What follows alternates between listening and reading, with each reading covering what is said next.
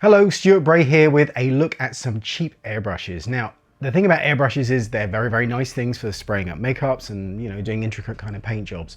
But very often you pay a lot of money for something like an Iwata or a very nice high-end airbrush. And I do have those for painting, but you don't need that level of engineering and that quality for spraying something as simple as cat plastic, which we'll often do when we're spraying up appliances. So you'll be spraying a fine mist of cat plastic in a mold. You can apply the cat plastic with a brush, but almost always it's better with an airbrush. So I've taken a look at a few cheap airbrushes that work very well for this kind of stuff. In this video, we're looking at this airbrush. This is from Clarke Air, and it's a very cheap airbrush. This was about 10 to 12 pounds. You can get it maybe a few quid less here and there if you hunt around for it. But I got this from a shop called Machine Mart in the UK. It's an online store. You can hunt around and find some other places. Clarke also sell it. I'll put some links in the description of this video, so if you look underneath, you'll see links to those places. But let's take a look at how this works and whether or not it's any good, and if it's something you should be considering for your cat plastic in the workshop. So this airbrush is a single action airbrush, and it comes in the box like this, as you can see. It comes out like that. And there is a set of instructions which I recommend you keep a hold of, because it gives you part numbers and names of things, so you'll know what to order if you need to get any replacement parts. Okay, so as Brad Pitt once asked, what's in the box? Okay, we have two bottles, one of which has the little nozzle that's going to connect into your airbrush. So this is the part that will actually connect in, and that's why it's at that crazy angle. One thing to note about the bottle, which is very important, is that there's a hole in the top. You can see that little hole. It's very important that you keep that clear, because often what can happen is, especially if you're dealing with things like cat plastic, that hole can get blocked with cat plastic that goes through it, then dries, and then the air can't get in, and that will often cause a blockage. So just make sure you keep a needle on standby so you can poke that hole through. Poke that hole through. So there we go. You also have this bigger bottle, which is quite handy. Inside the bottle is a spanner, which I can't get out, and that spanner will be useful later. That's for unscrewing the end of this nozzle cap here, so we can use that, so don't lose that. But that bottle can obviously be used in conjunction with that lid. They just swap over to make it a larger container, which, if you're going to be spraying cat plastic, is quite useful, because one of the annoying things about the smaller airbrushes is the little pot on the top just doesn't hold enough cat plastic for it to be useful when spraying molds. We also have the hose, which is useful obviously to get the air from the compressor to the airbrush itself. And then you have this plastic hose. Now what's really annoying about this hose is that it does tend to want to retract back into a coil, so it can often knock stuff over. One of the reasons why I prefer a braided hose, because they tend to sort of hang much more nicely, and they don't get in the way as much. Obviously, to go with the hose you need a connector, and this connector, this end will go onto your compressor and that end will go onto the hose. Screws in nice and easy, like so. We do have this in there as well. I don't tend to use this. This is if you have a can of compressed air or propellant. Then onto the airbrush itself, such as it is. It's a very simple airbrush, and it's not particularly classy, but it does the job.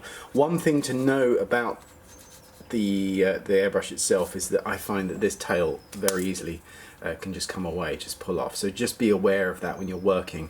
When you've got the additional weight of this bottle attached, because it's made of glass, it's quite heavy.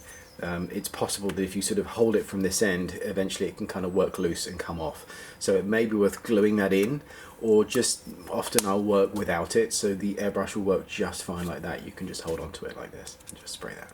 So the airbrush itself, the business end of it, is this thing here. So this is your trigger, and it's just a single action airbrush. You can only press it down or release it, and it's sprung to pop back up. So that being the case, it makes it a very good early kind of airbrush, especially for cat plastic, when you really need that functionality. You don't need it to do lots of clever things. So how to use this: basically, if you rotate this one way, this will move this shroud forward, which basically means more gear can come out of the airbrush. And if you want less to come through, you tighten it the other way, closing that gap up, and then you will reduce the amount of flow that can come through, so it just reduces the paint. So the control of the amount coming through the airbrush is here, and the control of the air is through here, and that's why this is just a single action airbrush. So let's go and have a look at how we would take this off, because we need to remove it. So what we can do is basically hold on to this end here. You see there's two knurled kind of grips. There's one there, which is this piece, and there's this one here. So if we just hold on to that and that, and use that spanner to unscrew there, that will then loosen that off enough that we could do it by hand. Removed. And there. So whenever you dismantle anything like an airbrush, it's a good idea, I think, to take photos as you go, or do what I'm doing here, just video you as you dismantle it, video the thing as you dismantle it, because then you can actually replay the video and see what happened, because you might forget if there's too many parts to it. So using the instructions, we can see all the different part names here. So this part is the paint seal. Part 22 is this one, and that's the lock nut. 6 is the spacer, and the main part here itself, 23, is the fluid needle, and this is the fine needle apparently. Okay, so let's put it back together correctly. So that can go back on there, that goes there, in there.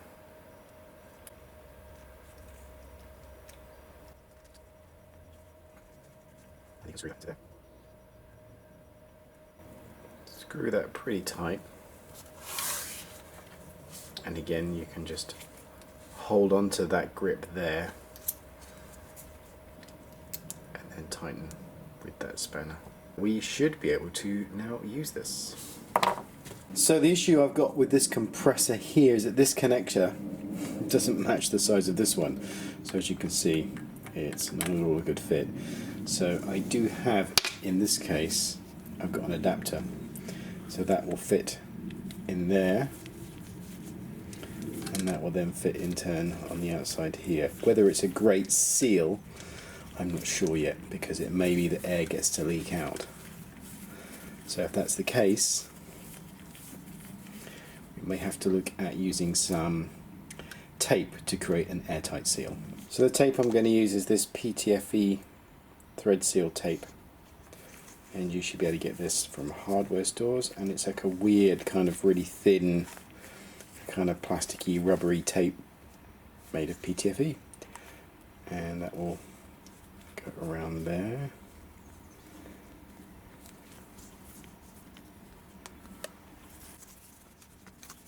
Pull this a little bit tight, obviously make sure it doesn't obscure the actual hole itself that the air is going to come through. If you do, you just kind of break a hole like that. Then that should fit nice and snug.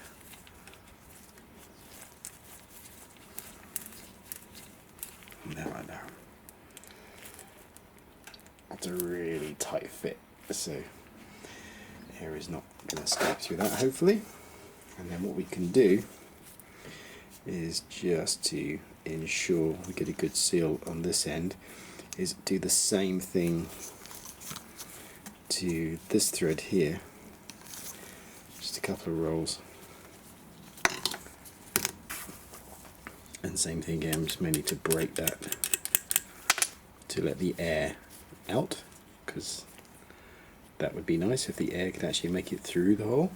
And then we do the same job on here. We basically screw that on there.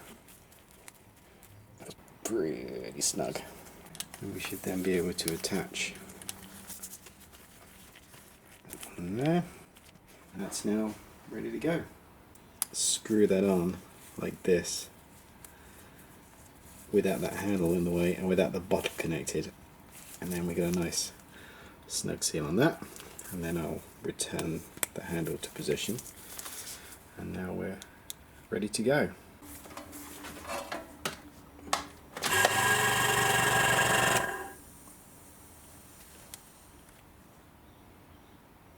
So I'll switch the compressor on, and as you can see, it gets up to pressure pretty quick, But it's interesting that there's definitely a leak of some kind coming from here, because when I turn this off, you can see the pressure drops by itself pretty quickly. So there's a bit of an air leak somewhere, but nothing serious. We could spend more time fixing this, or I could just probably, you know, fit an actual fitting that was the right size that didn't need adapters. But what I will do is just go for it anyway. So it all seems to be working. So now all we need to do is put some paint through it. So for colour, I'm just going to use some acrylic inks. I've got some Liquitex acrylic inks, and I'm basically going to go with a red and a yellow to make orange, so that we can be on point with the brand of the podcast.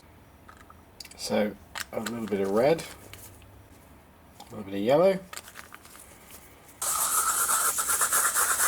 Just thin it with just a touch of water. I'm going to use this orange mixture in here, and that can go into the bottle.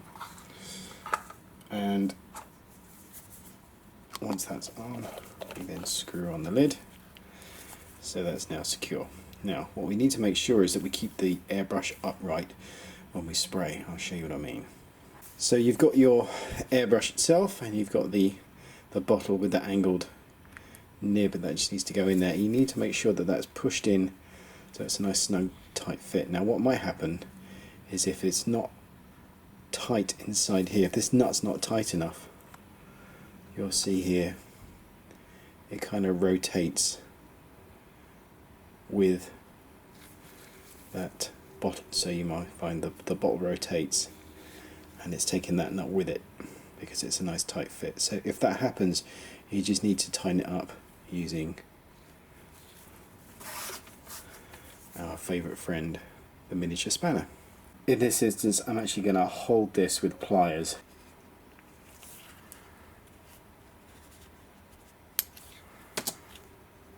There we go. And now we can push that on. Let's see how this handle pops out. You don't realise that's going to come off. That's why I'm saying it may be worth gluing that in, or just removing it entirely, because the airbrush works just fine without it. But either way, just be aware that this is one of the things you have to put up with for having a cheaper airbrush. The last thing to say is, when you're spraying, try and keep your airbrush upright. If you tilt it like that, a couple of things may happen. You may notice that the tube inside the glass container here may miss the edge of the paint. Okay, so let's try and practice and see what happens when we spray. As you can see, it does a pretty decent job. It's quite fierce, and we need to turn that air pressure down. So I'm going to drop the pressure. It was at about 50 psi. I've now dropped it to 20. And you can see it's a lot more refined. Still pretty heavy though.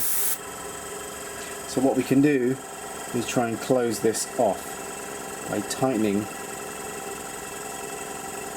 this, and see how it looks now. So nothing at all coming out there, but if I just quicken it up slightly until it does come out, there we go.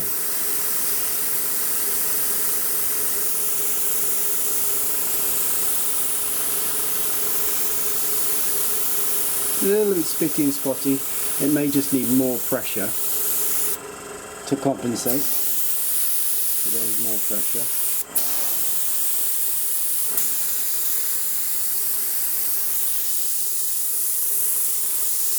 There we go. That's about as fine a line as I can get with this airbrush. But for, you know, a £10 airbrush, it's not bad. So to clean up, the first thing I've got to do is pour back any unused paint that I want to keep it somewhere where it won't dry out. The container itself can obviously be rinsed off in the solvent of your choice. In this case, because we're using acrylic inks, we just use water to rinse that off, so that should be fine. Same with the other part, just rinse that off in water. And the other thing which I think is useful is to just put the whole head of the airbrush into water and pull the trigger. And the last thing we can do to help clean this is to put some clean water, or again, if you've used acetone cat plastic or IPA cat plastic, alcohol cat plastic, use the appropriate solvent. Because this was a water-based thing, we're just going to use water and basically connect that up.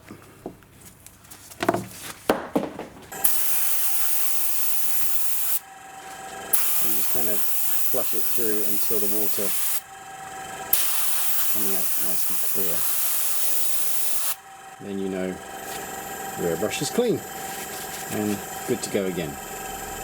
Hopefully that was useful to you. Now please, if you haven't already, do check out our podcast. It's called Battles with Bits of Rubber, and you'll find it wherever there are podcasts. Also check out our website, battleswithbitsofrubber.com. We have a merch store and our extensive blog posts that cover all the materials and things that we look at. Thanks for watching.